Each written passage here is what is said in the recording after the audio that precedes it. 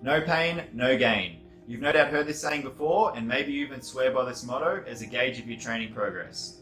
But really, how true is it? Do you need to feel sore after a workout to know that you've worked your body hard enough? Well, in this multiple part video series, I'll look to answer that question along with a host of others about delayed onset muscle soreness. So stay tuned and don't go anywhere.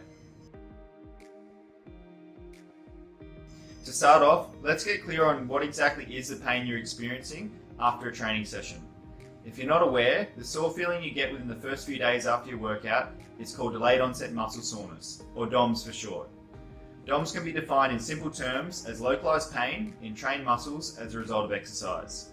The rate at which DOMS is experienced varies from person to person, but it generally occurs between 24 to 72 hours after training. If you get DOMS, here is a summary of the symptoms you can expect to experience.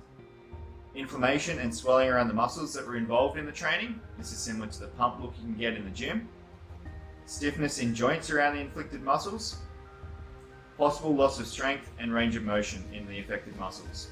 It's likely you've experienced all of these symptoms at some stage after training. Yes, you can be quite uncomfortable, but there are definitely ways you can mitigate the effects of DOMS and recover faster from it. I'll explore these later in the video. For the moment, you should be clear on what DOMS is and how to recognize it. Now I'm going to turn your attention to what exactly causes DOMS. Science and experience show that there are a few training methods that can almost always cause DOMS. These include heavy or accentuated eccentrics, high shock absorbing movements, performing several attempts at handling very challenging loads.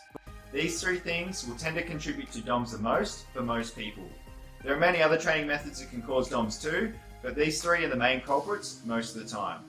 For a broader categorization of causes of DOMS, in the simplest terms you could say that DOMS is mainly caused by the body not being ready for the stimulus being imposed on it.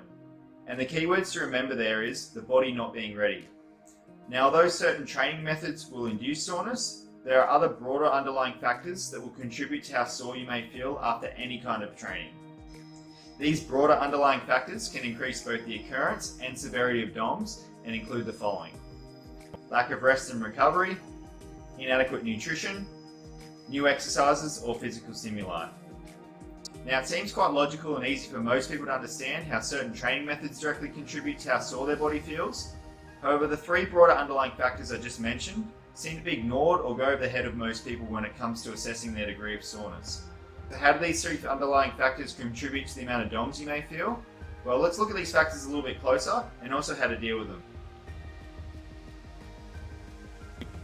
Underlying factor number one, lack of rest and recovery. If your body is not fully recovered and you push it past its normal limits, you naturally heighten the risk of further muscle damage. This will often result in increased soreness.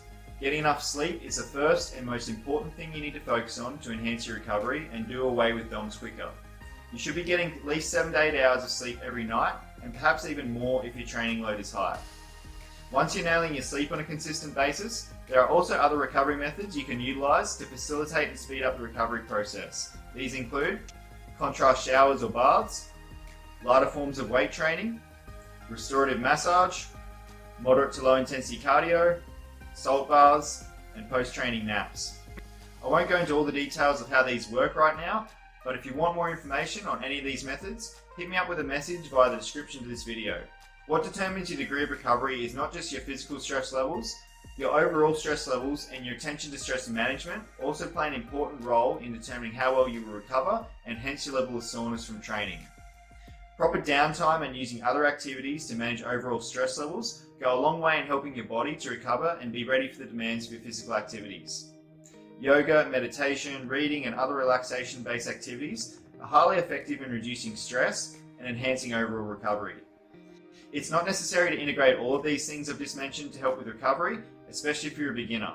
But as you get more advanced with your training, there will be more stress placed on your body and more time and emphasis will need to be placed on your recovery methods. It is also worth noting here that taking common pain alleviators such as aspirin and anti-inflammatories can have a masking effect on DOMS. These substances can interfere with your recovery by nullifying some of the signals that initiate building and repair processes in your body. Even if you're injured, it would be wise not to rely on long-term painkillers to nullify signals of the stress that your body is trying to send you.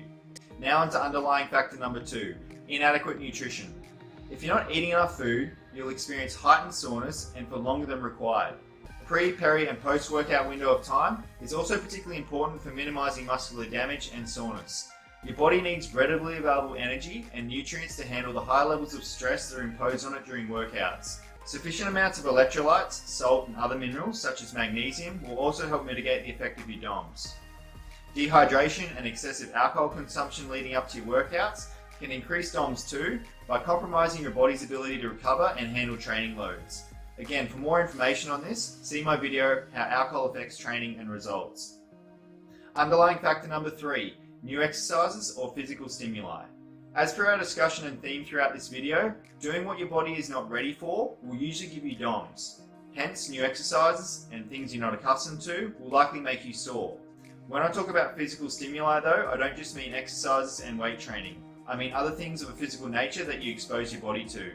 For instance, feeling sore after a massage or from overstretching the day before can often lead to a feeling of soreness. Also, the postures you adopt can also increase your level of muscular soreness. If you've ever been on a long and uncomfortable aeroplane flight, you'll know all about this. Bad postures can overload certain muscle groups and you battle to keep your body upright against gravity, not to mention restrict blood flow to certain areas. Oh, and speaking of trips, if you've ever taken an extended break from training, you know how sore you can get the first week back. This occurs because your body has become unfamiliar with normal exercise and you also now have a new lowered capacity for training.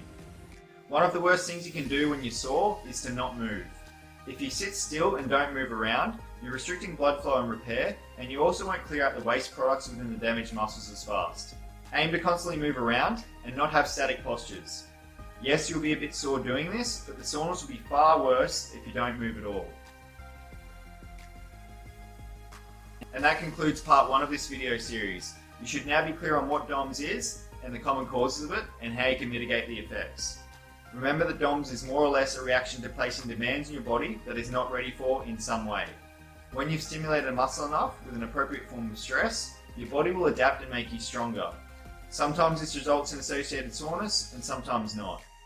Although strenuous training can cause muscle damage and DOMS, it has never been proven that DOMS is a necessary and sufficient condition for increasing strength or muscular development. Stay tuned for my No Pain No Gain Part 2 video where I explore this last part a bit further. That's it for now. Don't forget to like this video if you found it helpful and let us know what other topics you'd like to see covered in future. Until next time.